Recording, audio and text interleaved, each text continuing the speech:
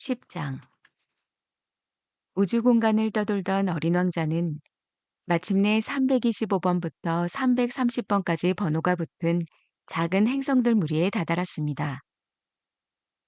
호기심이 가득 찬 눈으로 주변을 둘러보던 그는 새로운 세계를 경험하고 싶다는 열망에 이끌려 하나씩 행성들을 방문하기 시작했습니다.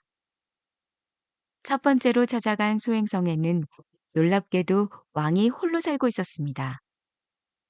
왕은 왕실의 상징인 자주색 옷에 값비싼 단비털을 두른 화려한 옷을 입고 진짜 왕처럼 위엄 있는 자세로 홀로 앉아 있었습니다. 그의 주변에는 아무것도 없었고 오직 왕과 텅 빈 왕자만이 존재했습니다.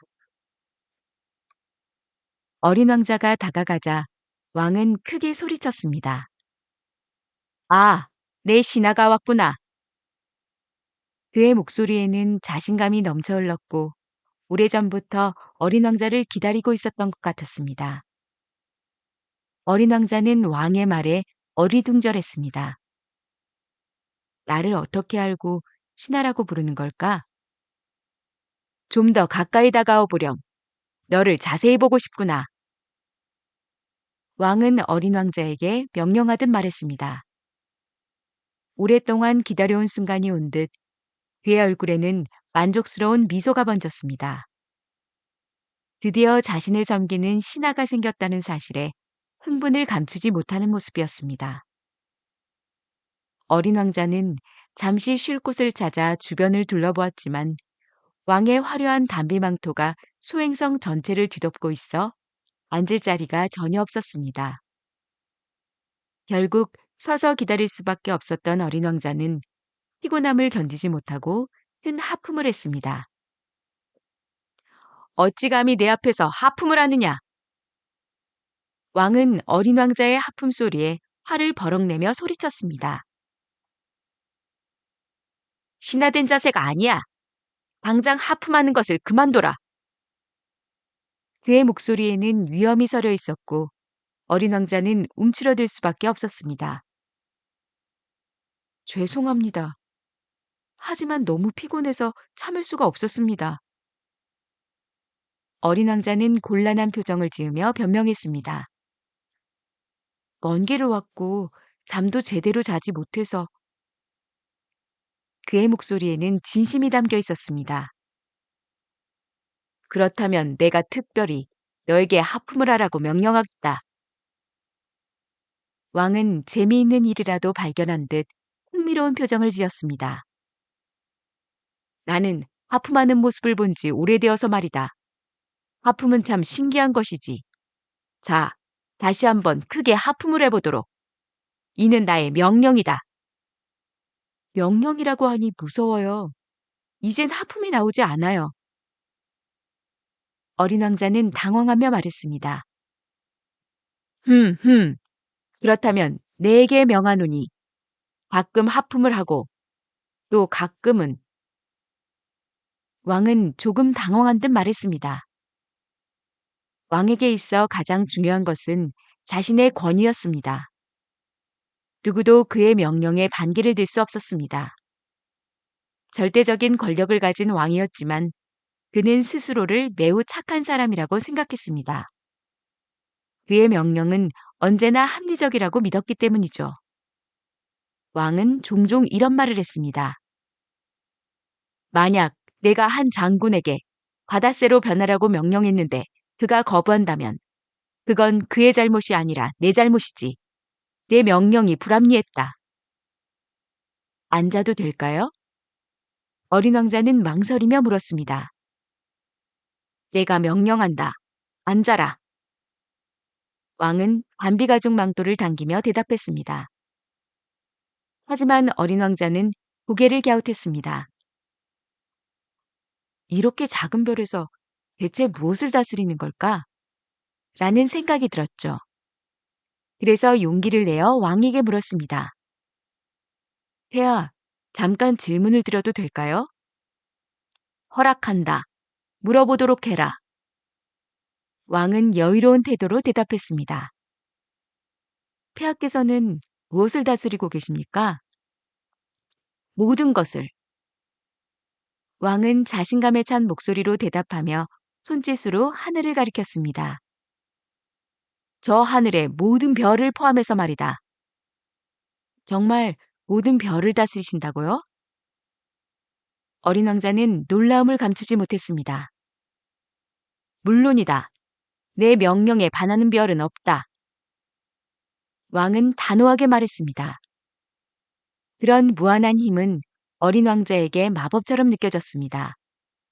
만약 자신에게도 그런 힘이 있다면 의자에 가만히 앉아서 하루에 100번, 아니 1000번이라도 해가 지는 모습을 볼 수 있을 것으로 생각했습니다. 떠나온 작은 별이 문득 그리워진 어린 왕자는 용기를 내어 왕에게 부탁했습니다. 야, 저는 해가 지는 걸 보고 싶습니다. 혹시 해가 지도록 명령해 주실 수 있을까요? 만약 내가 한 장군에게 나비처럼 날아다니라고 명령했는데 그가 그 명령을 거부한다면 누구 잘못이라고 생각하느냐? 장군일까? 나일까? 해아의 잘못입니다. 어린 왕자는 단호하게 말했습니다. 사람에게 불가능한 일을 시킬 수는 없습니다. 맞다. 권력은 이성에 기반해야 한다. 만약 내가 백성들에게 바다에 뛰어들라고 명령한다면 그들은 반드시 반발할 것이다. 나의 명령은 합리적이어야만 존중받을 수 있다. 그렇다면 해가 지는 것을 보는 것은 어떨까요? 어린 왕자는 포기하지 않고 다시 물었습니다. 물론이다. 내 명령이 있으면 해도 질 것이다. 하지만 나의 통치 방식에 따라 적절한 시기를 기다려야 한다. 그럼 언제쯤 해가 질 수 있을까요? 음, 글쎄. 오늘 저녁 7시 40분이면 가능할 것 같구나. 그때 내 명령이 얼마나 잘 이행되는지 보여주지.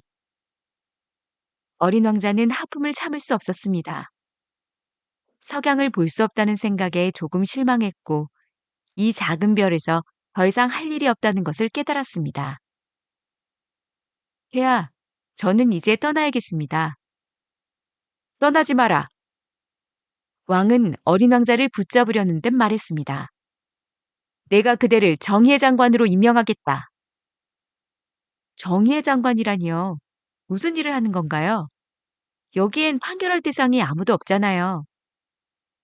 그렇다고 할 수 없지. 내 왕국은 아직 탐험되지 않은 곳이 많단다. 나는 너무 늙어서 직접 돌아다닐 수 없고 말이야. 게다가 이 작은 별에 마차가 다닐 공간도 없으니.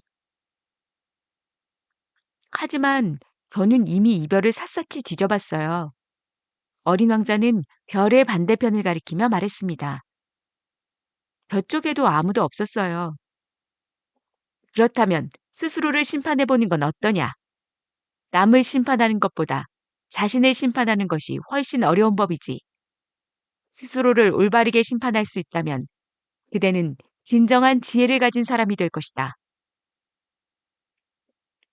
물론 저는 저 자신을 심판할 수 있습니다.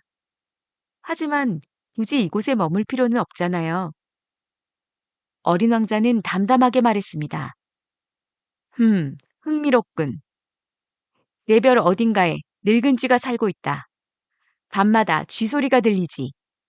그 쥐를 심판하는 일을 그대에게 맡기겠다. 가끔은 사용을 선고해야 할지도 모르지. 그 쥐의 생명이 그대의 심판에 달릴 것이다. 하지만 잊지 말아야 할 것은 한 마리밖에 없으니 소중히 여겨야 한다는 사실이다. 죄송하지만 저는 누구에게도 사형을 선고하고 싶지 않습니다. 이제 저는 다시 길을 떠나야겠습니다. 안 된다. 그대는 내 신하이니 내 명령에 따라야 한다. 왕은 단호하게 말했습니다. 하지만 저는 이미 떠날 준비를 마쳤습니다. 어린 왕자는 담담하게 말했습니다. 폐하께서 원하신다면 지금 당장 떠나라는 명령을 내리셔도 좋습니다. 그러면 저는 즉시 복종하겠습니다. 왕은 아무런 대답도 하지 못했습니다. 어린 왕자는 잠시 망설이다가 작별 인사를 건네고 뒤돌아섰습니다. 잠깐! 왕은 허둥지둥하며 소리쳤습니다. 나는 그대를 짐의 대사로 임명하겠노라. 그는 여전히 위험 있는 척했지만 그의 목소리에는 불안함이 묻어났습니다. 어린 왕자는 미소를 지으며 속삭였습니다. 어른들은 정말 이해할 수 없어.